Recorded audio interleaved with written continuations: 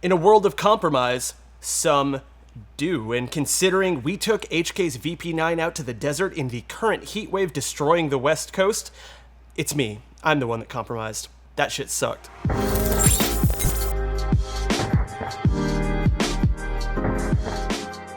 What is up, guys? My name is John with pewpewtactical.com, your definitive source for gun reviews, gear guides, and all things related to the official sidearm of the European police that ostensibly protect Eurovision. I will be there for you.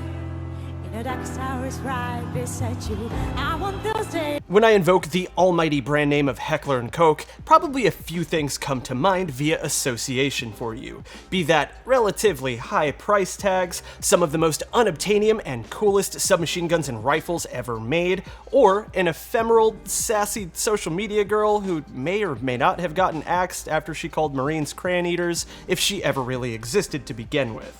Regardless, polymer striker-fired handguns probably aren't the first thing that comes to your mind when you see those big, blocky red letters, but perhaps it should be.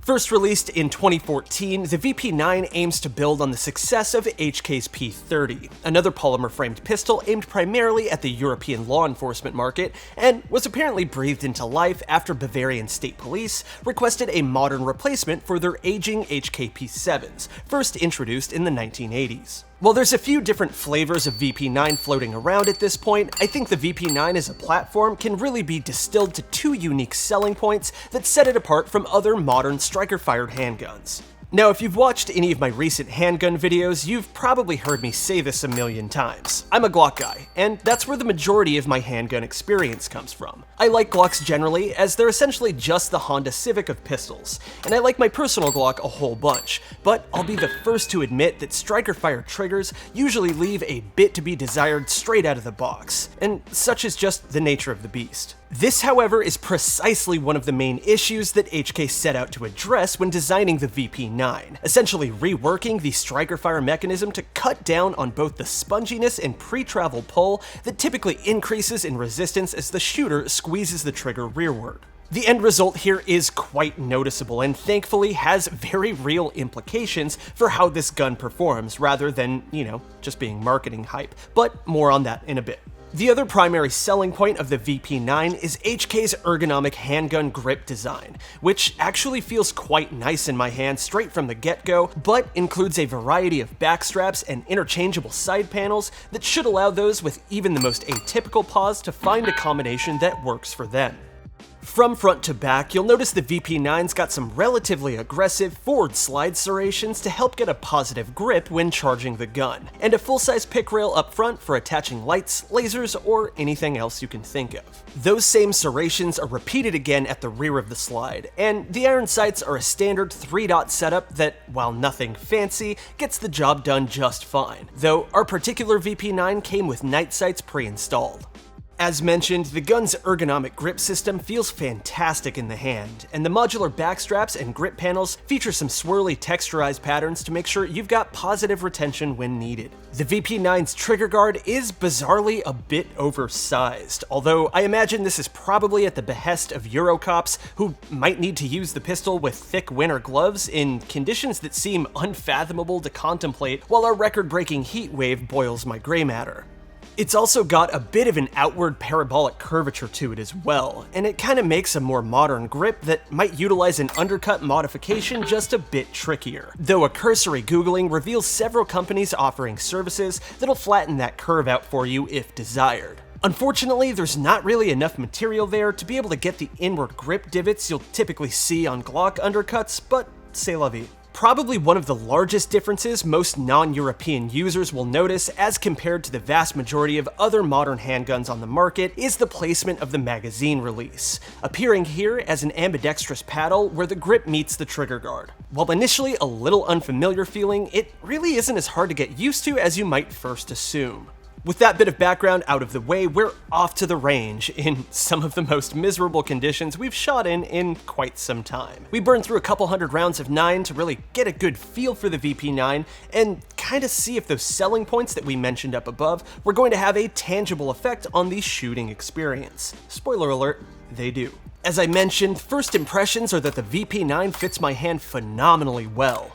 I'm quite fond of my tremeled up G17, and like I said, it's what I'm used to, but the VP9's ergonomic grip setup is, dare I say, that much better, and lends itself to a very naturally pointing handgun that just feels downright great to punch out with. However, it's not all gravy, unfortunately. While that pistol grip might be one of the best I've ever used or felt, when attempting to utilize the same high and thumbs forward grip that's natural for me at this point, my offhand support thumb winds up resting directly on the VP9's takedown lever for extra purchase, which might not seem like a huge deal at first, but once you get a few mags through the gun and it starts to heat up, you might see where I'm going here. In fact, that lever winds up getting so hot that I actually bubbled a good chunk of my thumb skin off via a heat-induced blister about midway through the shoot. And as much as I absolutely hate firing pistols with gloves, I bit the proverbial bullet and decided to wear just my left glove to make it through the end of the day.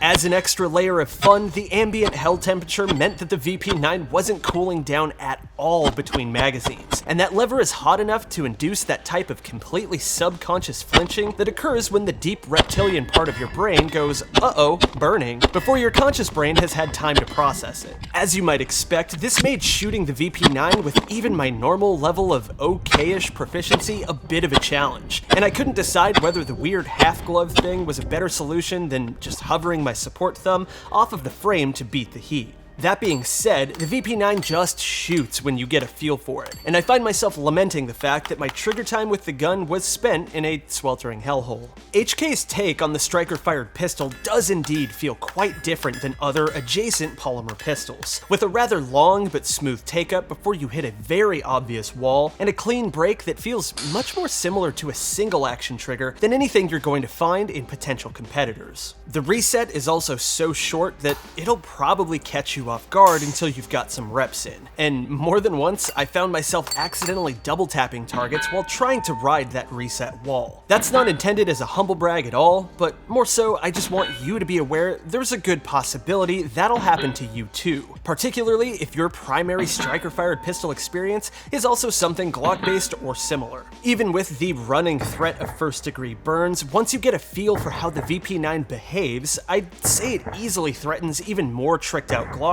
for usability in its stock configuration. And because of that improved trigger system, the VP9's stock trigger pull weight of about 5-ish pounds or so feels better overall than the 3.5-pound setup I've got in my personal G17. Weirdly enough, I was expecting the Euro paddle mag release to trip me up here and there, but I actually found adapting to it within a mag or two quite simple. Compared to a Glock, where I personally have to sort of cant the gun to the side a little bit in order to get my thumb over to that mag release, with the VP9 and the Euro paddle release thing, I found I could more or less keep the gun gripped normally and just use a weird raptor claw thing with my middle finger. Yah. Considering the absolutely disgusting streams of moisture I was losing during the shoot, I think it's fair to say that those slide serrations and grip textures definitely help with gun retention and manipulation as well, as outside of the gun being insanely hot, not once did I feel like my slimy hands were a threat to its operation. With all of that being said, where does that leave us? In my personal opinion, the VP9 represents a considerable threat to the ho-hum by comparison world of polymer striker-fire pistols, especially as more and more companies apparently see the need to release Glock clones that are just different enough to avoid a lawsuit. And here's the real kicker, the VP9's MSRP is right around $630 or so, making it reasonably competitive with all of those aforementioned clones, or even actual Glocks for that matter. With more recent VP9 variants offering features like optics-ready slides, a version that utilizes a normal magazine release button instead of the Euro paddle, and the newest generation magazines offering a reasonable, if modest, 17-round capacity, I'd say it's definitely worth checking out if you've got the ability to. If you're thinking about picking up a new pistol and want something that'll run out of the box with some legitimately rad ergonomic features built in, get some rounds through this surprisingly affordable HK product and see if you notice as big of a difference as I did, with the obvious caveat being that you might walk away with a bit of a spicy thumb if your hand geometry is at all similar to mine.